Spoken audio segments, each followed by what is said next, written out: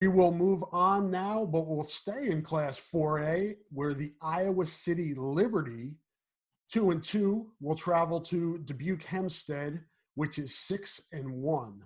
Um, and I think we mentioned what is their who did they lose to? Do you know? They lost to Western Dubuque, Okay. defending 3A champ, who's still having a pretty good year. They're down a little bit. I don't think they're quite at that level, but in a 40-37 game in week 2. So it's just kind of a shootout. But this is, I got a note right away. 5 p.m. kickoff here on Friday for this one. Doubleheader Friday in Dubuque at Dalzell Field because Dubuque Senior also plays that night. So they're playing a 5-8 doubleheader. So Liberty fans, if you're going, you already know this. I'm sure you've been alerted. But Great, 5 p.m. great facility up there. I think we've talked about that Real, before. Love that field. really cool field. Very cool. Hadn't been there in years. They've done a lot of work to it. It's really nice. So this is interesting with Liberty, Ryan, because there's been a change at quarterback to Ty Hughes, which kind of skews these statistics a little bit. Because if you look at Dubuque Hempstead, you know, it's thrown 160 passes for 1,247 yards, whereas Liberty's thrown 32 passes for 200 yards. But I think that can be a little misleading. It seems like Liberty with Hughes, and I think we saw this more against, you know, in the win against City High a few weeks, has more balance now. It's kind of a different Right. team than it's been throughout the season. Yeah, absolutely. And I know we talked on Monday about is the bye good? Is it bad? Does it not make any difference? I think for Liberty, it came at almost a perfect time where you don't play for 3 weeks, you come back, and then we talked about how tough of a situation they had coming out of that and getting a Prairie team that runs the single wing.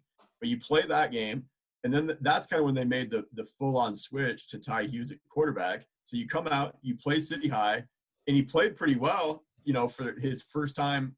I saw him play. He played a little bit in those other games, but the first time that he's fully had the reins, you're talking about a sophomore, getting his feet wet at the varsity level, scores the game-winning touchdown, leads the game-winning touchdown drive against City High, and then you have a week to back off and again say, here's who we are.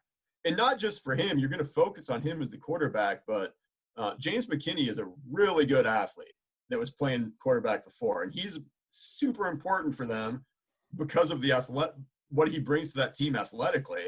He's playing wide receiver now, and I think Coach Gordon said he played almost every snap of that City High game, free safety. So both ways, I mean, those are, especially on defense, because that's what they do. If they're going to be in this game and do anything, in the playoffs, they're going to have to play defense the way that they have, since they started that program.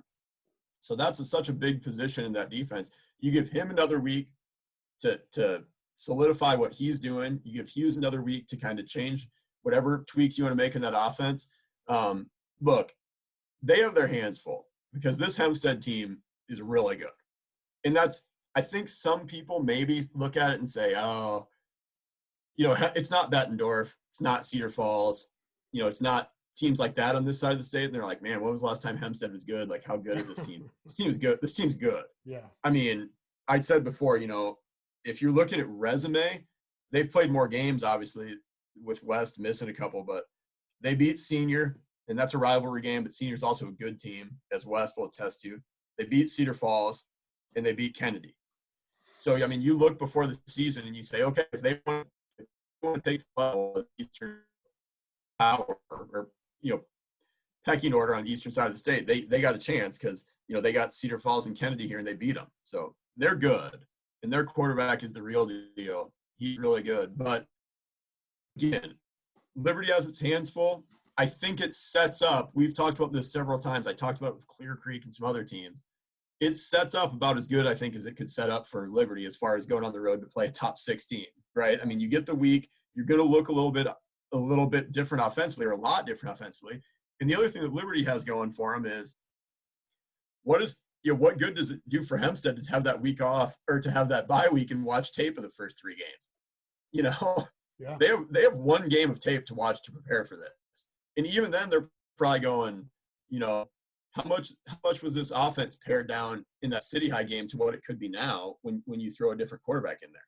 So I think there's a lot of things that you can look at. That was one of the keys I had for Liberty was, use the unknown to your advantage, right? I mean, they don't know exactly what you're going to look like with moving some personnel around. So try to take advantage of that. If you can get them a little bit early before they see exactly what you want to do, because a lot of the film they have is they're in double tight I formation, tight splits, trying to hammer the ball down the field against Jefferson and what? I mean, truthfully. So It's not just, if you come out and you're doing some different things and then in that same vein, and I know the Liberty coaches will have a good plan, but in that same vein, I mean, if you've got it, throw the kitchen sink at them, right? Get the ball to McKinney, get the ball to these guys that can make plays, whatever you have to do to move the football. Because again, Hempstead, I really like them. I think they're the real deal, Rob.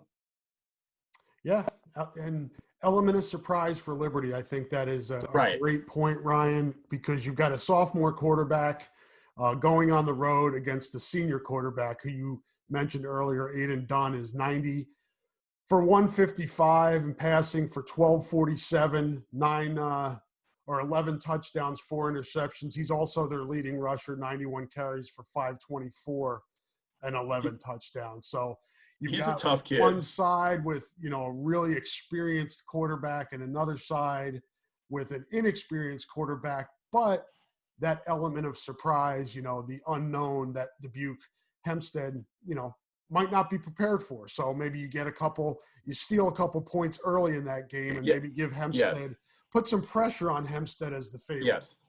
And again, you can say this about every game, right? We can wrap up this whole thing in 5 minutes. Don't turn it over. Right. Be good on special teams. Get off to a good start. It's the same thing. You turn on, whatever game you turn on at 11 a.m. on ESPN on Saturday, they're going to have the same 3 keys to the game. Hey, get off to a good start. Don't make mistakes on special teams. I get it. But I really circled that on this one. It's a 5 p.m. kick, right? And so, there's been a lot of this here with colleges and stuff. Is it more normal for the road team now because it just feels normal? I think you can make a case for Liberty that it's an advantage for the underdog. And again, they're the underdog here, but it's advantage for the underdog. You play an early kick on a day where you get out of school, you drive up there, you just kind of compared to Dubuque, it's already going to be kind of a different day for Liberty High. But for Dubuque, you're in school, you got to get over there, you're playing early. And like you said, the element of surprise, I think you could probably say the first 6 to 8 minutes of this game goes a long way in telling you what's going to happen. I don't know how Dubuque Hempstead could have a great idea of what they're going to see. Now, maybe they're confident that they can just, roll it out there man on man and be okay. But like you said, if you're Liberty and you can have some success early, hit them with some things early in that element of surprise, take advantage of the fact it's a little bit of a different schedule for everybody, have your guys ready to play.